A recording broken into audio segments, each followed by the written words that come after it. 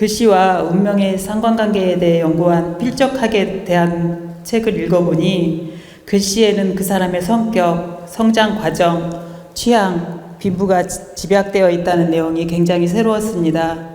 글씨와 성격 정도는 어느 정도 연관성이 있을 것이라고 생각은 했지만 글씨 연습을 통해 사람의 내면과 운명을 바꿀 정도로 글씨체가 중요한 건지 이번에 처음 알게 되었는데요. 과연 책의 내용처럼 글씨체가 운명을 바꿀 정도로 정말 중요한 것인지, 또한 좋은 글씨체를 갖기 위해 어떤 노력을 기울이는 게 바람직한지 존경하는 스승님의 큰 가르침 부탁드립니다. 감사합니다.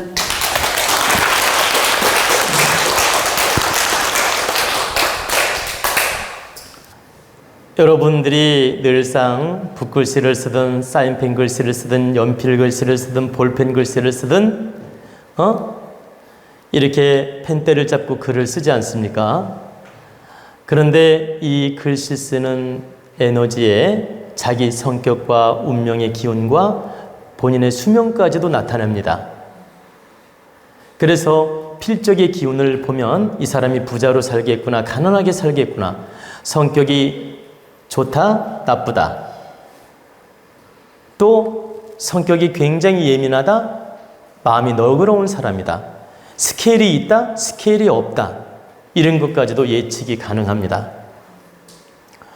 왜 가능한지 이치를 말씀드리면, 여러분 서울대 나온다고 해서 필적이 좋고 고등학교 나왔다 해서 필적이 나쁜 게 아니에요. 고등학교만 나왔는데도 글씨 잘 쓰고 힘이 있는 사람이 있고, 서울대 나왔는데 쪼잘하게 글씨 쓰는 사람도 있고, 또 이렇게 박사학위를 몇 개나 받았는데도 글씨 쓰는 거 보면 너무 옹졸한 사람이 있고, 그 전문대 나왔는데도 글은 막 그냥 휘황찬란하게 잘 쓰는 분도 있고, 그리고 붓글씨를 10년, 20년, 30년 써서 서예 작가가 된 분이 있는데, 저는 글씨를 딱 보면 이분이 부자로 사는 글씨구나, 가난하게 사는 글씨구나 금방 압니다. 제가 10명 작가 글씨 쓴 걸 딱 놓고 도록을 놓고 제가 테스트 해본 적이 있어요. 그러니까 10명이 합작품으로 전시를 했는데 그 도록을 보고 요 사람은 어떻게 살고, 요 사람은 어떻게 살고, 요 사람은 잘 살고, 요 사람은 가난하고, 요걸 제가 테스트로 다 맞춰본 적이 있어요. 그러면 어떻게 확인했는지 말씀을 해드리겠습니다. 자, 어떻게 확인했을까요?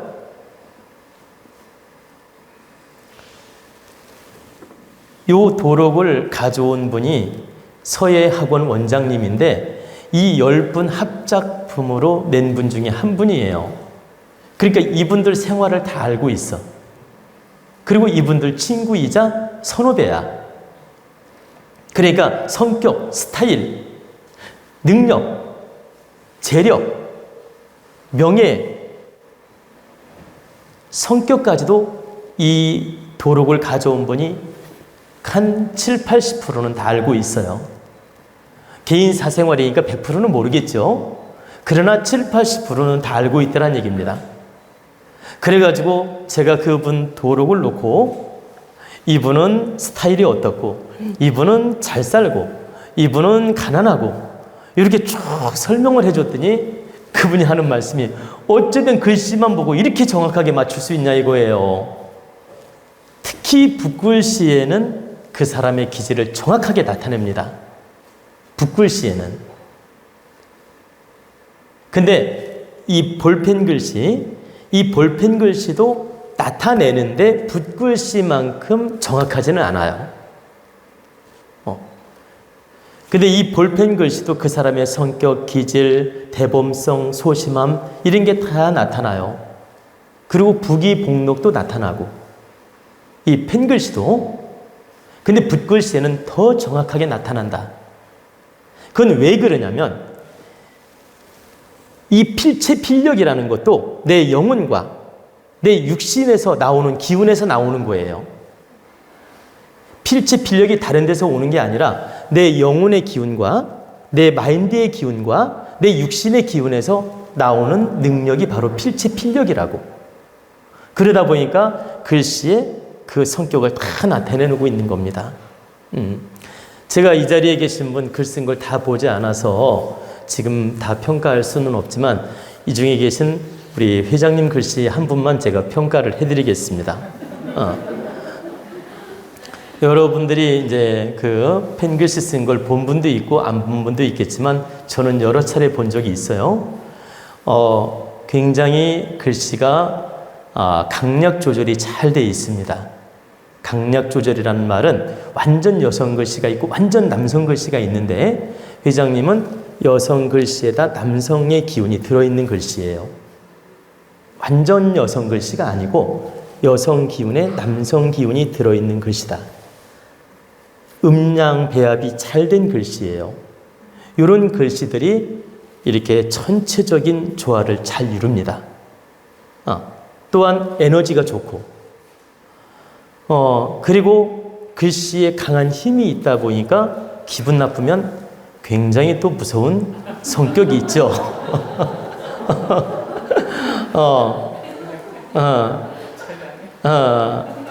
근데 이제 자, 10점 만점에 몇 점입니까?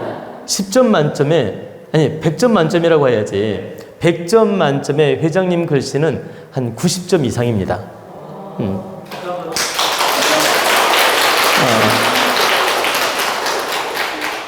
그래서 제가 글씨를 보면서 칭찬한 적이 있어요. 어쩌면 이렇게 글을 잘 쓰냐고 칭찬한 적이 있어요. 자, 그러면 이제 그 글씨에 회장님 성격도 나타나고 기운도 나타나고 그 복록도 나타나요. 나는 그걸 다 보면서 느끼죠. 그리고 저는 회장님만 본 게 아니고 상담하면서 상담자들이 이렇게 메모를 합니다. 그럼 메모하는 글씨를 보면서 사주, 관상, 대조하면서 글씨를 보잖아요. 그러니까 수만 명의 경험을 해봤죠. 그러니까 이제 적으라고 하지 않습니까? 그러면 적어요. 상담 내용을. 그러면 이분이 받아 적으면서 나는 그분의 관상, 또 사주, 이 글 쓰는 거, 이걸 보면서 일치가 되는지 안 되는지 보지 않습니까? 그러기 때문에 제가 통계를 낸 자료는 너무너무 정확한 거예요. 왜? 그 사주 기질과 관상의 기질과 이 사람의 글 쓰는 기운이 너무나도 일치하더라는 얘기죠. 100%는 아닌데 한 7, 80%는 일치합니다. 7, 80%는 일치하기 때문에 글 쓰는 것만 봐도 이 사람의 기룡화복을 거의 점칠 수가 있다. 그래서 필체 필력을 보고도 그 사람의 기운과 능력과 어떤 그 부기복록을 100을 알 수는 없지만 한 70%까지는 점칠 수 있다라는 거죠. 이렇게 참고로 알아들으시면 되고, 또 영어를 잘 쓰는데 한글을 못 쓴다 하셨는데, 영어를 잘 쓰고 한글을 못 쓰는 분은 외국에서 살았으면 멋지게 인생을 펼치는데 우리나라에서 살면 멋지게 인생을 펼치지 못하는 경우예요. 왜 그러냐면 영어 필력이 좋다는 건 내가 그쪽의 기질이 강하다는 뜻이에요. 그리고 그쪽에서 살면 실력 발휘를 하는데, 이제 거기 안 살고 우리나라에 살면 우리나라에 사는 것이 이분은 외국보다는 질량이 좀 낮아진다 이 뜻입니다. 펼치는 능력이 낮아진다. 사회성도 낮아진다. 이렇게 이해를 하시면 됩니다. 그리고 영어보다 우리나라 글씨를 잘 쓰는 분은 우리나라에서 펼치는 능력이 더 좋고 외국에서 펼치는 능력이 좀 작다. 이렇게 이해하시면 되고, 그러면 이 차이를 느낄 때 그렇게 이해를 하시면 돼요. 내 기질이 외국에서 더 잘 펼칠 수 있고 우리나라에서 더 잘 펼칠 수 있고 또 제3국에서 더 잘 펼칠 수 있고, 그러니까 제3국이라고 표현한 건 이제 영어, 미국, 우리나라, 또 중국 이런 게 있지 않습니까? 그러면 한글을 잘 쓰는 분이 있고 한문을 잘 쓰는 분이 있고 영어를 잘 쓰는 분이 있잖아요. 그러면 한글을 잘 쓴다. 그럼 우리나라에서 기지를 잘 펼칠 수 있다는 의미가 되고, 영어를 잘 쓰면 미국에서 잘 펼칠 수 있다는 의미가 되고, 또 이 한문을 잘 쓰는 분이 있잖아요. 그런 분은 또 중국에 가서 뜻을 펼치면 잘 펼칠 수 있음을 설명하는 겁니다. 저는 한글보다 한문을 더 잘 쓰기 때문에 저 중국에 가서 이렇게 뜻을 펼치라면 멋지게 펼칠 수 있는 힘이 있습니다. 여러분에게 추가로 한 가지 더 말씀드리고 싶은 것은, 여러분들이 문서 작성을 한다든가 이름을 쓴다든가 할 때 이렇게 글을 쓰다가 아뿔싸 이거 잘못 썼구나 할 때 쓰다가 말지 말고 실수했더라도 그 글자는 완성을 하고 넘어가야 됩니다. 버릴지라도. 예를 들어서 박씨를 쓰는데 비읍 쓰다가 아뿔싸 실수한 거예요.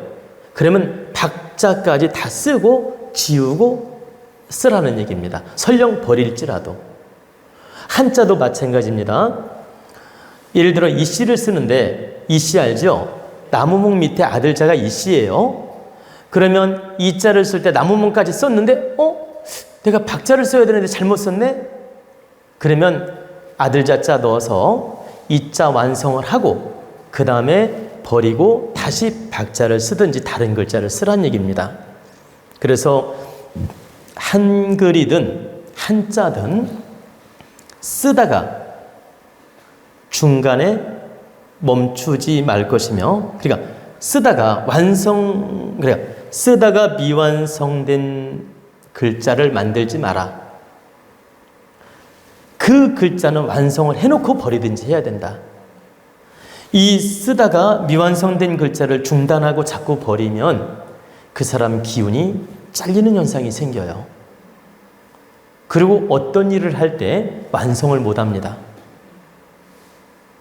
그러니까 시작을 하면 끝까지 마무리를 지어야 되는데 꼭 시작해놓고 마무리 못 짓는 일이 생긴다. 시작은 해놓고 마무리 못 짓고, 시작은 해놓고 마무리 못 짓고, 이런 일이 생겨요. 그래서 내가 글씨를 쓰다가 한자든 한글이든 틀리면 그 글자는 완성하고 버리고 다시 쓰라는 거죠. 쓰다가 중간에 멈추지 마라. 그래, 중간에 미완성으로 버리지 마라. 근데 여기서는 그 글자만 해당하는 겁니다. 예를 들어서 홍길동 하면 홍길동 이 세 글자를 말하는 게 아니고 홍자를 쓰다가 히읗까지 쓰다가 앞불사 실수한 거야. 그래도 이 홍을 완성하고 넘어가라 이거예요. 그래야만이 이 필력의 기운을 얻게 되며 어떤 일을 마무리를 잘할 수 있으며 득이 된다. 그래서 여러분들이 글씨 쓰다가 좀 이렇게 실수하더라도 그 글자는 완성해 나가는 노력을 하라는 뜻입니다. 아시겠죠?